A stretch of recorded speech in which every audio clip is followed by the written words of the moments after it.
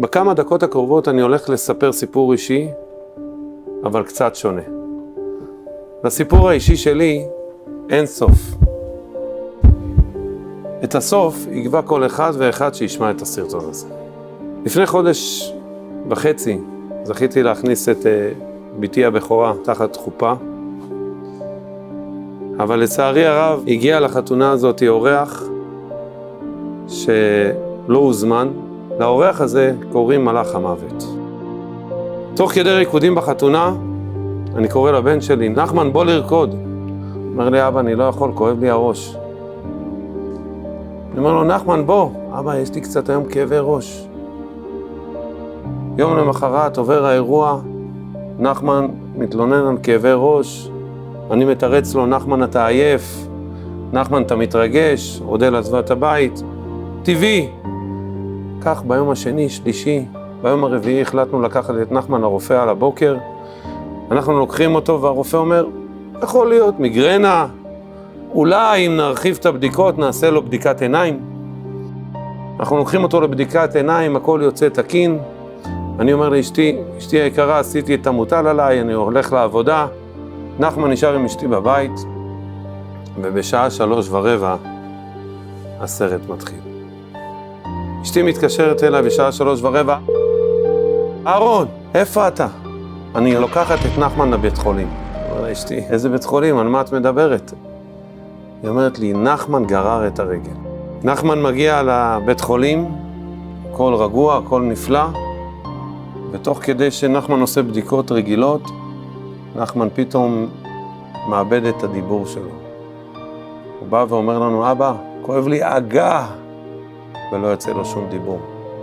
כל הרופאים רואים את זה, אין ברירה. עושים CT ראש תוך כמה דקות. אני אומר לאשתי, אשתי היקרה, בואי רגע נעצור. אני הולך להתבודד. מחפש פינה ככה בבית חולים וולסון, פינה מתוקה, מתחיל להתבודד, ואחרי 20 דקות בדיוק אני מקבל טלפון מאשתי. אהרון, תגיע, הרופאה רוצה לדבר איתנו. אני מגיע, הרופאה אומרת לנו, תקשיבו, אני רואה בסיטי, יש דבר שנקרא תופס מקום במוח.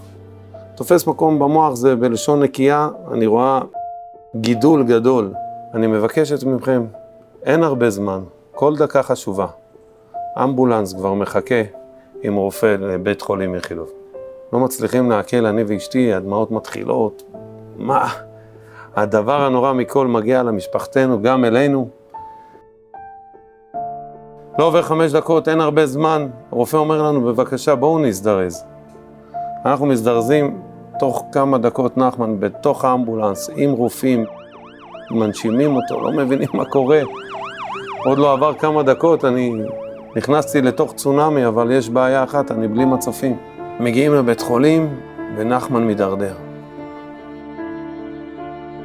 נחמן מתחיל לדבר שטויות, אבא, כואב לי השם אלוקים. אני אומר לו, נחמן, מה קורה איתך, נחמן? על מה אתה מדבר? ונחמן מתחיל לפקוד ואומר לי, אבא, אני מקווה שאתה מבין מה שאני אומר לך. אני אומר לו, בני היקר, אני מבין. שנינו מתחילים לפקוד ממש, אשתי מחוץ לחדר, לא יכולה לשרוד, ונחמן מדרדר ועוד, והרופאים לא יודעים, אולי נשים לו נקז ויהיה לו צינורי דרך הראש, יש לו נוזלים, מה קורה פה?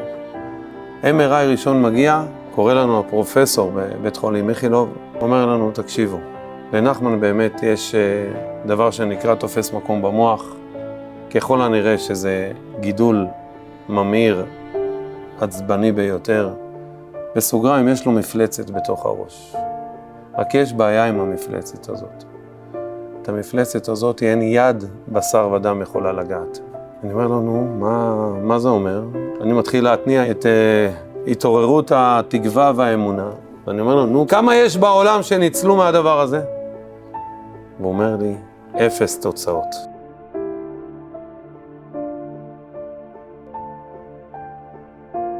אני אומר לו, אני מבין ששמת עליי מודעת אבל. הוא אומר לי, אהרון, כמה ילדים יש לך? תהנה איתם. נגמרה השיחה עם הפרופסור. הבנו מאותו רגע שהרפואה והאמונה זה לא אותו דבר, לא מסתדר. הם אומרים לך, לך תכין תכריכים, הרפואה, והאמונה אומרת לך, לך תכין מסיבת הודיה. ומאותו רגע אין אחד בעם ישראל ששומע על נחמן בן רינה. קיבלנו אלפי טלפונים, הגענו לכל הרבנים כמעט. הלכנו לקברות צדיקים, עשינו את כל הסגולות האפשרויות. כל רגע ורגע עוד סגולה ועוד סגולה. הבן שלי שתה את המים של הבן איש חי של בבא סאלי, שם את הגלימה של זה, ספרי תורה, קמעות, יין של רב חיים קניאבסקי. אין סגולה שכמעט לא עשינו, אבל באמת יש סגולה אחת. לגברים זה תורה, לנשים זה צניעות. החלטנו בסייעתא דשמיא לקבל על עצמנו, לקרב את עם ישראל לשם יתברך, על ידי שכל אחד ואחד יקבל קבלה אחת קטנה. אם זה גבר, אז זה בתורה, בדקה של תורה, בכמה דקות שהוא יכול. אם זה אישה, בצניעות, בכמה סנטים של חולצה. שמשה רבנו התפלל 515 תפילות בפרשת ואתחנן, ואומר לו הקדוש ברוך הוא, אותך שמעתי מספיק. אתה לא יכול להיכנס לארץ ישראל. למה? כי עם ישראל לא התפללו.